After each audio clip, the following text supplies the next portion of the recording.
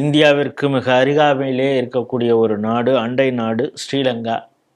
அங்கே ஒரு இன போராட்டம் இத்தனை ஆண்டு காலமாக நடந்தது. அது 2009 அந்த ஆயுதம் தாங்கிய அந்த போராட்டம் நின்று போனது அப்படிங்கிறது பார்க்குறோம். பிரபாகரன் இறந்த பிறகு, எல்டிடி முடக்கப்பட்ட பிறகு அது முடிஞ்சிருச்சு. ஆனாலும் தமிழர்களுக்கு உரிய பங்களிப்பு அங்கே கிடைச்சிருக்குதா அப்படிங்கிறதெல்லாம் ஒரு டிபேட் ஒரு பக்கம் போயிட்டுருக்கு. அங்கே 13வது சட்ட திருத்தம் கொண்டு வரணுங்கிற அந்த விஷயம் இப்போது வரை இந்தியா அதற்கு அழுத்தம் கொடுத்துக்கிட்டு இருக்கிறதெல்லாம் ஒரு பக்கம் இருந்தால் கூட, இப்பொழுது அங்கே நாடு கொஞ்சம் அடுத்த கட்டத்தை நோக்கி போயிட்டுருக்கு. இப்போ அகதிகளாக இப்போ இந்தியா மற்றும் இல்லை மற்ற நாடுகள்லாம் போய் அகதிகளாக இருக்காங்க. ஏன்னா 1983 தொடங்கிய போர் 2009 வரைக்கும் நடந்திருக்கு. இதில் அப்பாவிகளாக பல பேர் இனிமேல் நம்ம இங்கே இருந்தால் நமக்கு சேஃப் இல்லை அப்படின்னு சொல்லி பல பேர் பல நாடுகளுக்கு வந்திருப்பாங்க.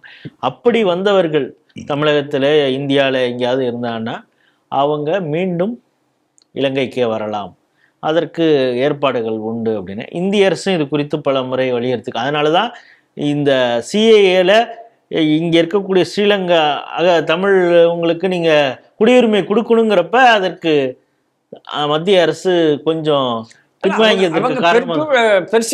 மைனாரிட்டிஸ் கிடையாது. இன்னொன்று, அவங்க சொந்த நாட்டில் இருந்தால் தான் அதற்கான கௌரவம் சுயமரியாதையும் ஒன்று இருக்கு. ஸோ அந்த அடிப்படையில் சொன்னாங்க. இப்போ இருக்கக்கூடிய குடியரசுத் தலைவராக இருக்கக்கூடியவர் அவர் ஒரு முடிவு எடுத்திருக்காங்க, எப்போ வேணாலும் வரலாம்.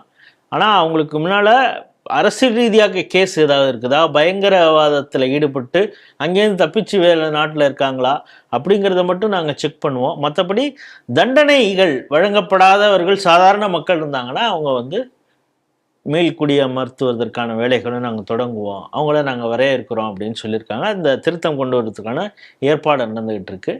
ஐநா மூலமாகவும் இதை பண்ணிட்டு இருக்காங்க. இதை எப்படி பார்க்குறீங்க? முதல்ல நம்மளுடைய ஜெய்சங்கருக்கு என்னுடைய பாராட்டு. சிஏஏ நீங்க சொல்ல மாதிரி சிஏஏ வேற, இது வேற. இவர்கள் அங்கே கௌரவமாக திரும்ப வேண்டும். இதுக்கான விஷயத்தை நாம பேசி பேசி பேசி அந்த சூழ்நிலையை அங்க கொண்டு வந்திருக்கோம். நம்ம சொந்த நாட்டிலேயே ஜம்மு காஷ்மீர்ல பண்டிட்டுகள் மீள்குடியமர்த்தணும் தானே சொல்லிட்டு இருக்கோம். ரெண்டாவது, அதற்கான சூழ்நிலை இப்போ இலங்கையில் வந்திருக்கிறதா வந்திருக்கு. ஏன்னா அந்த எக்கனாமிக் டவுன்ஃபாலுக்கு அப்புறம் அவங்களுக்கு இந்த லேபர் இன்டென்சிவான வேலைகள் எல்லாம் தேவை என்பதும் மதிக்க வேண்டும் என்பதும் இன்னைக்கு கொஞ்சம், அதாவது சோசியல் தாட் ப்ராசஸும் மாறி இருக்கு, அரசியல் தாட் ப்ராசஸும் மாறி இருக்கு. ரெண்டும் மாறாமல் ஒரு தாட் ப்ராசஸில் இது நடக்க முடியாது. இது ஸ்ரீலங்காவினுடைய விஷயம். நம்ம சைடில் பார்த்தோம்னா இந்த 2020-2023 மட்டும் 18,000 பேர், 18,500 பேர் ஏற்கனவே போக ஆரம்பிச்சிருக்கிறாங்க.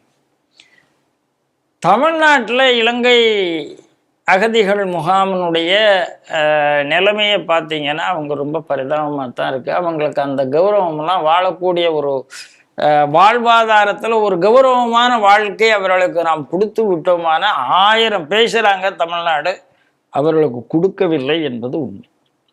நிறைய நீங்கள் அந்த அகதிகள் முகாமில் போய் பார்த்துட்டு வந்தால் அதனுடைய உண்மையெல்லாம் உங்களுக்கு புரியும். ஆகையினால அவர்களுக்கு என்ன, தங்களுடைய தாய் நாட்டுக்கு போக வேண்டும்ங்கிற எண்ணம் இருந்து கொண்டே இருக்கிறது. அந்த எண்ணத்தை நீங்கள் தடை போடக்கூடாது. அந்த எண்ணத்தை நீங்கள் ஊக்குவித்து அவர்களை அனுப்ப வேண்டும். அதை இன்னைக்கு பண்ணியிருக்கோம். நம்ம விஷயத்தில் ஒரு தவறு இருந்தது. தமிழ்நாடு அரசு என்பது அப்படிலாம் அவர்களை வெளியில் 1000 பேசினாலும் அகதிகள் அப்படி பார்க்கலைங்கிற ஒரு உண்மையும் இருந்தது. அதனால் இதையெல்லாம் வைத்து பார்க்கும்போது இன்றைக்கு இது 2 நாடுகளுக்கு இடையே கிடைத்த உறவுகள் கிடைத்த வெற்றி என்று நான் பார்க்குறேன். யார் அங்கே போகணுமோ இனிமேல் அவர்களுக்கு எந்த ஆபத்தும் இருக்காது. இவங்க ரொம்ப, அதாவது அவங்களுடைய சிட்டிசன்ஷிப்பை உறுதி பண்ணித்தான் எடுத்துக்கொள்ள போகிறாங்க. இங்கே அவர்கள் அகதிகளாகத்தான் வந்தார்கள், அவர்கள் அகதிகள் தான் என்பது நாம் சர்டிஃபை பண்ணியிருப்போம். அந்த சர்டிஃபிகேஷன் இல்லாமல் அங்கே அவங்க போயிட முடியாது. இது எல்லாம் ஐநாவுடைய பார்வையில்னு ஒரு வார்த்தையும் சொல்லியிருக்காங்க. நடப்பது நல்லது. இதே மாதிரி பங்களாதேஷ்காரர்களும் போக வேண்டும். ஆனால் அவர்களுக்கு ரெக்கார்டே கிடையாது வந்ததுக்கு. அதுதான் இப்போ கல்கத்தா ரோஹின்யாஸ் வந்திருக்காங்க. அதுதான் இப்போ நடக்குது. ஏன்னா ரெக்கார்டோட வந்தவங்களை அனுப்புறதுங்கிறது ஒரு ப்ராசஸ். இல்லாத வந்தவர்களை இன்னைக்கு இந்த பிரசாந்த் பூஷன் மாதிரி பைத்தியக்காரர்களை பேசிட்டு இருங்க, அகதி முகாமில் வச்சு அவங்கள ரெக்கார்டு பண்ணி இவர்களெல்லாம் இல்லை என்பதை தெரிவித்து அதுக்கப்புறம் அந்தந்த நாடுகளை எடுக்க வைப்பது அடுத்த கட்ட வேலையாக இருக்க வேண்டும்.